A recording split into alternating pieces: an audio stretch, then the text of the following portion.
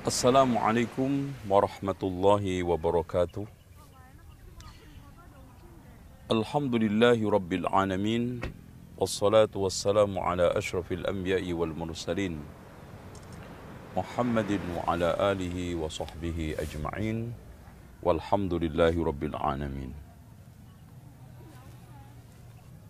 Allah subhanahu wa ta'ala berfirman, Ati'ullaha wa ati'ur rasula wa ulil amri minkum. Taatlah kamu kepada Allah, taatlah kamu kepada Rasul dan ulil amri. Semua ulama ahli tafsir ketika menafsiri firman Allah ulil amri, pemimpin kita di dalam agama adalah ulama, sementara pemimpin kita dalam urusan keduniaan adalah akhirat. Dengan demikian, ketika Imam Al-Mawardi mendefinisikan al-khilafah, kata beliau, al-khilafatu mawdu'atun, al-imamatu mawdu'atun li khilafatin nubuwah fi siyasatid dunya wa hifdziddin. Kepemimpinan itu merupakan suatu proses untuk melanjutkan misi kenabian di dalam rangka mengatur urusan keduniaan dan menjaga agama. Sehingga dua pilar antara menjaga agama dengan mengatur dunia tidak bisa dipisahkan. Dengan demikian, sang penyair mengatakan, Ad-dinu bil mulki yaqwa wal mulku bid dini yabqa. Agama dengan kekuasaan maka akan kuat, dan kekuasaan yang ditopang dengan agama akan awet dan kokoh, bertahan. Ini bukan hanya teoretik, bahkan kita temukan pemimpin mana saja yang menerapkan agama dengan baik, Allah kasih kelanggengan kekuasaan yang awet. Ketika kita menyimpulkan dari firman Allah, Ati'ullaha wa ati'ur rasula wa ulil amri minkum, kehadiran ulama untuk ditaati dalam masalah keduniaan dan kehadiran umara ditaati dalam masalah bidang keduniaan. Walaupun pada zaman dulu antara ulama dengan umara tidak ada dikotomi, karena saat itu beliau sebagai umara dan juga sebagai ulama, seperti Abu Bakar radhiyallahu anhu, Umar ibn al-Khattab, Utsman ibn Affan, Ali bin Abi Thalib, dan khalifah-khalifah berikutnya. Kemudian setelah itu masing-masing dijabat oleh orang tertentu, tetapi masih ada kerjasama. Namun pada akhirnya terjadi benturan, terjadi saling serang menyerang, dan ini pasti merugikan semua pihak. Pihak yang mengurusi agama dan pihak juga yang mengurusi dunia. Dengan demikian Rasulullah SAW memberikan satu pilar kuat. Man ata'al amir faqad ata'allah, wa man asal amir faqad asallah. Barang siapa yang mentaati amir, dia telah mentaati Allah, dan siapa yang maksiat kepada amir, maka dia maksiat kepada Allah.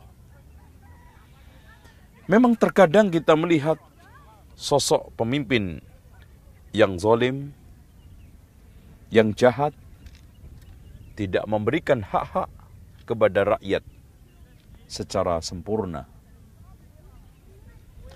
Tapi sebagai seorang muslim yang taat, kita tidak boleh kehilangan kontrol dan kesabaran. Bahkan Rasulullah SAW mengatakan, Man ra'a min amirihi syai'an yakrahuhu falyasbir. Barang siapa yang melihat dari pemimpinnya sesuatu yang tidak menyenangkan, hendaknya bersabar. Bahkan di dalam lafaz lain Rasulullah sallallahu alaihi wasallam mengatakan, "Man ra'a min amirihi syai'an yakrahu falyasbir wala yanzi'anna yadan min ta'atihi." Barang siapa yang melihat sesuatu yang tidak menyenangkan dari pemimpinnya, hendaknya dia bersabar dan tidak menarik ketaatan. Jauh-jauh hari Rasulullah sallallahu alaihi wasallam sudah memperingatkan akan munculnya pemimpin yang tidak bagus. Bahkan Rasulullah sallallahu alaihi wasallam mengatakan, "Satakunu ba'di atharatun wa umurun tungkirunaha."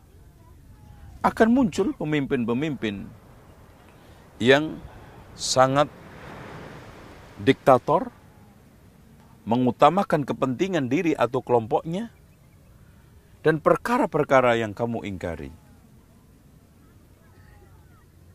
Kemudian pada saat itu Rasulullah sallallahu alaihi wasallam menegaskan, apakah kita menarik dari ketaatan mereka ya Rasulullah sallallahu alaihi wasallam? Maka Rasulullah sallallahu alaihi wasallam mengatakan, "Is'alullaha addu ilaihi addu al-haqq ma 'alaikum was'alullaha alladhi lakum." Tunaikan hak-hak mereka dan mintalah hak-hak itu, hak-hak kamu kepada Allah Subhanahu wa taala. Rasulullah sallallahu alaihi wasallam juga sampai menegaskan dengan konteks asmi' wa ati wa in daraba dhahraka wa akhadha malaka. Walaupun mereka memukul punggungmu dan mengambil hartamu, asmi' wa ati. Di dalam suatu riwayat Rasulullah sallallahu alaihi wasallam juga mengatakan, "Khiyaru a'immatikum man tuhibbunahum wa yuhibbunakum wa tusalluna 'alaihim wa yusalluna 'alaikum." Sebaik-baik pemimpin kalian adalah yang kalian cintai mereka, mereka mencintai kalian.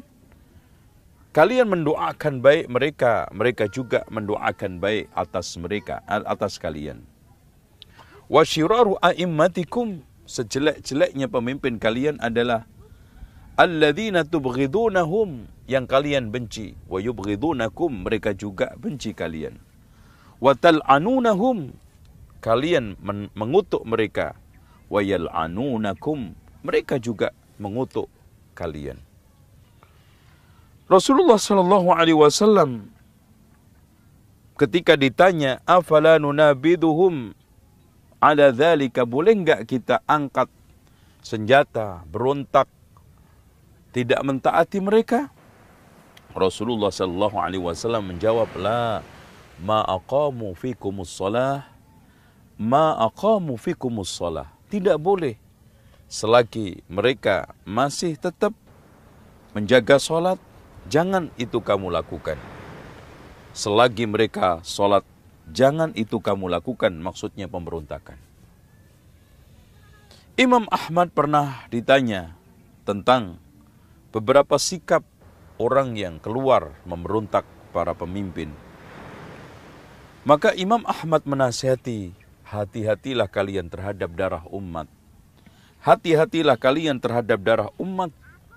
Karena kalau sudah terjadi fitnah, maka pertumpahan darah antara rakyat dengan pemimpin tidak bisa dihindarkan. Dengan demikian,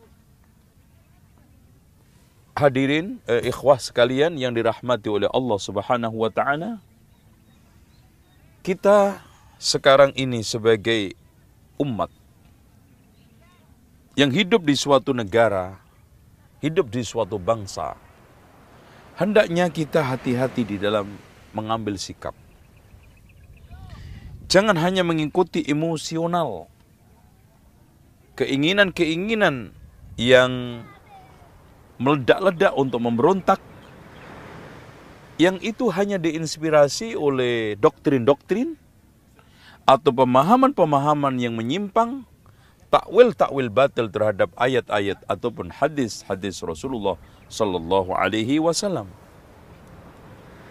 Semoga kita semuanya termasuk orang-orang yang bijak di dalam menyikapi apapun dan orang yang arif di dalam menyikapi kondisi dan keadaan serta perubahan-perubahan yang kita lihat di tengah masyarakat, berbangsa, bernegara, dan terutama melihat pemimpin kita sesuatu yang tidak menyenangkan, maka kita tetap mengikuti aturan-aturan Rasulullah Sallallahu Alaihi Wasallam. Bahkan Rasulullah SAW sampai menggambarkan, sayakunu fi ummati rijalun qulubuhum qulubus syayatin fi jusmanil ins. Akan muncul di tengah umatku ini sekelompok manusia, ya, hatinya adalah hati syaitan di dalam tubuh manusia. Mereka jahat, mereka bengis, mereka sangat biadab, tetapi kita tetap disuruh bersabar oleh Rasulullah sallallahu alaihi wasallam.